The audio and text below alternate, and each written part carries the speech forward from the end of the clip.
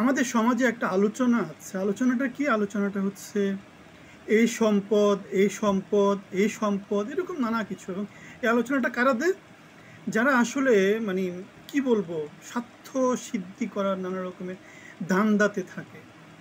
এখন আপনি যদি জাজ করতে না পারেন, মানে যারা পাবলিক ফিগার তারা এরকম কাউকে সম্পদ বানিয়ে দেয়, কাউকে লাইবিলিটি বানিয়ে দেয়। হাসিনাকে এতদিন সম্পদ বলতো, হাসিনা এখন লাইবিলিটি। তারেক জিয়াকে এতদিন লাইবিলিটি বলতো, এখন তারেক জিয়া সম্পদ। ইউনুসকে এতদিন সুধী মহাজন বলতো, এখন ইউনুস সম্পদ, এরকম একটা ব্যাপার। সো এই ভিডিওতে শেষ পর্যন্ত থাকবেন, আপনাদেরকে ধরে ধরে বুঝিয়ে দেব যে কে সম্পদ আর কে লাইবিলিটি। প্রথমেই এই কথাটা বলে নিই, সম্পদ কে? সম্পদ হচ্ছে যোগ্যতা আছে, সততা আছে, মেধা আছে, বাংলাদেশের জন্য কাজ করে, কখনো কোনো অন্যায় করে না, নীতিগতভাবে যে কোনো সময় কোনো কিছুর সাথে কম্প্রোমাইজ করে না, তাকেই আপনি কি বলবেন? সম্পদ বলবেন। যে বাংলাদেশকে কখনো বিক্রি করবে না, যে বাংলাদেশের সম্পদকে কখনো নষ্ট করবে না, যে বাংলাদেশের সাথে তার আত্মিক সম্পর্ক যার আছে, তাকে আপনি সম্পদ বলবেন। সো ডক্টর ইউনুস কি সম্পদ? ডক্টর ইউনুস এখন যে লেভেলে আছেন, তিনি যদি বাংলাদেশের জন্য কাজ করেন তাকে আমরা সম্পদ বলতে পারি। কিন্তু তার অতীত যে হিস্ট্রি, সেটা যদি আমরা দেখি, তাকে কি সম্পদ বলতে পারি? তিনি কি করেছেন? তিনি গ্রামীণ ব্যাংক প্রতিষ্ঠা করেছেন, ক্ষুদ্র ঋণ দিয়ে মানুষকে শোষণ করেছেন, তাতে বাংলাদেশের কিছু কিছু জনগোষ্ঠী উন্নত হয়েছে। ডক্টর ইউনুসও হাজার গুণে উন্নতি করেছে, অথবা লক্ষ গুণে উন্নতি করেছে, এবং সেই লক্ষ গুণে উন্নতিটাকে তিনি ইউজ করে কি করেছেন? নানা রকমের ব্যবসা প্রতিষ্ঠান তৈরি করেছেন গ্রামীণের মাধ্যমে। তিনি নোবেল পুরস্কার পেয়েছেন গ্রামীণের মাধ্যমে। তিনি এখন সরকারে আসছেন গ্রামীণের মাধ্যমে। তিনি পৃথিবীব্যাপী নানা রকমের পিআর কার্যক্রম নিয়েছেন গ্রামীণের কল্যাণে, বাংলাদেশের দরিদ্র জনগোষ্ঠীকে বিক্রি করে। তিনি কোনো সরকারের সময় কি কোনো সরকারের বিরুদ্ধে কোনো কথা বলেছেন, আন্দোলন করেছেন? আমরা সেটা তো দেখতে পাই না তিনি কখনো করেছেন। তিনি কি রাজনীতি করতে চেয়েছেন, মানে সক্রিয় রাজনীতি? তিনি এক রাজনৈতিক দল তৈরি করেছেন, কিন্তু পরবর্তীতে পরিশ্রম দেখে তিনি সেখান থেকে বের হয়ে এসেছেন, এবং তিনি তার কার্যক্রম তিনি তার মতো করে চালু রেখেছেন।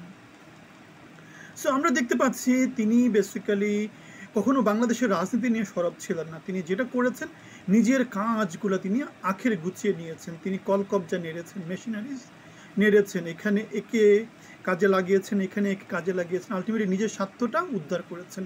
গ্রামীণ ব্যাংকের কথাই ধরে নেন, ৮০ সাল থেকে তো আছে।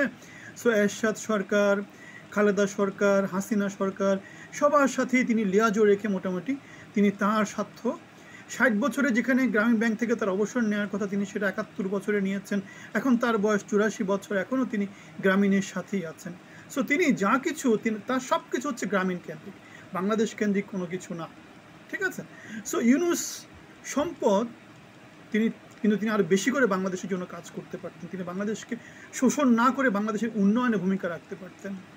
তিনি বাংলাদেশকে যে ৮ মাস তিনি আসলেন, তিনি কি করেছেন? তিনি, আমরা দেখতে পাচ্ছি, বিভাজনের কথা বলছেন, ইন্ডিয়াকে খেয়ে দিবেন, 7 সিস্টার্স ভেঙে দিবেন, চিকেন নেক নাই হয়ে যাবে, আমরা সমুদ্রের অভিভাবক, এটা ওটা নানা কিছু। মানে কি বলবো, মানে বাংলাদেশকে তিনি অস্থিতিশীল করছেন। অথচ নিজের গ্রামীণের জন্য তিনি কিন্তু কর মওকুফ করে নিয়েছেন, মামলা তুলে নিয়েছেন, নিজের পরিবারতন্ত্র একটা তৈরি করেছেন, চিটাগাং কেন্দ্রিক সমাজ তৈরি করেছেন, শাসন ব্যবস্থা তৈরি করেছেন। মেধা ভিত্তিক কোনো কিছুকে বাংলাদেশে হয়েছে? হয়নি তো। তাহলে তিনি কি করেছেন? তিনি নিজের আখের গুছিয়েছেন। তিনি বাংলাদেশের জন্য যদি করতেন, মেধাভিত্তিক একটা উপদেষ্টা পরিষদ তৈরি করতেন, অ্যাক্টিভ একটা উপদেষ্টা পরিষদ তৈরি করতেন, যেখানে বাংলাদেশের অ্যাক্টিভ লোকজন, মনে করেন যে ৩০ থেকে ৫০-৬০-এর মধ্যে লোকজন প্রচুর কাজ করতো। এখানে তিনি কাকে নিয়ে আসছেন? তিনি পিচ্ছি পিচ্ছি ছেলেপেলেদেরকে নিয়ে আসছেন, স্কুল কলেজ পাস করেনি। তিনি নিয়ে আসছেন ৭০-৮০ বছরের বুড়োদেরকে নিয়ে আসছেন, যাদের সমাজে কন্ট্রিবিউট করার মতো খুব বেশি কিছু নাই, যাদের লিডিং করার মতো কিছু নাই, যাদের গায়ে শক্তি নাই, গলায় শক্তি নাই, মাথার সেন্স কাজ করে না, ডিমেনশিয়া নাকি কিছু আছে না, মানুষ মানে ৬০ বছর পরে মানুষ কাজে যায় না কেন? নানা রকমের শারীরিক সমস্যা দেখা দেয়, নার্ভের সমস্যা দেখা দেয়, নানা কিছু। ডক্টর ইউনুসেরও কথাবার্তার মধ্যে আমরা কি দেখতে পাই? মানে কিছু একটা, নিজেকে কিছু একটা মনে করছে। তাহলে আমরা যেটা বললাম, ডক্টর ইউনুস কি সম্পদ? মানে নানাদিকে এটা শোনা যাচ্ছে, বাংলাদেশের সবাই তো তাকে সম্পদ মনে করছে। মানে যারা ফেসবুক কেন্দ্রিক, বট বাহিনী কেন্দ্রিক, নানা রকমের আছে না, মানে কমেন্ট বাহিনী কেন্দ্রিক, এরকম অনেক কিছু তো বাংলাদেশে ফুলায় ফাঁপায় বলা হচ্ছে। তিনি কেন সম্পদ হতে যাবেন? তাহলে তারেক রহমানকে আপনি সম্পদ বলবেন না কেন? অথবা হাসিনাকে আপনি সম্পদ বলবেন না কেন? ডক্টর ইউনূসকে কেন সম্পদ বলবেন? অথবা আমার কথা বলি, অথবা আমাদের মধ্যে যারা আছে তাদেরকে সম্পদ। আমরা গত সরকারের সময় কথা বলতে চাকরি হারিয়েছি। যোগ্যতার দিক থেকে আমাদের আশেপাশে বাংলাদেশে খুব বেশি লোককে আপনি পাবেন, মানে নির্মোহ দৃষ্টিতে দেখবেন, আপনি বায়াসড হয়ে কথা বলবেন না। নটরডেম কলেজ থেকে পড়াশোনা, বুয়েট থেকে পড়াশোনা, আইবিএ থেকে পড়াশোনা, আমেরিকা থেকে পড়াশোনা, গভর্নমেন্টের ম্যাজিস্ট্রেসিতে ছিলাম, তারপরে একটা ইউনিভার্সিটিতে প্রফেসর ছিলাম, ইন্টেল কর্পোরেশনে কাজ করেছিলাম। আর কি, আমার বাবা মুক্তিযোদ্ধা, আমার দাদা মুক্তিযোদ্ধা, আমি 24-এর মুক্তিযোদ্ধা, আমি বাংলাদেশের জন্য কথা বলি। আর কি, লুটপাট কেন্দ্রিক কোনো কিছু নাই, কারোর সাথে ছুগলগিরি নাই, 2 নম্বরই নাই, যেটাকে বলে তেলা তেলা কোনো কিছু নাই। সংগ্রাম করেছি, বাংলাদেশের জন্য কথা বলেছি। আর কি?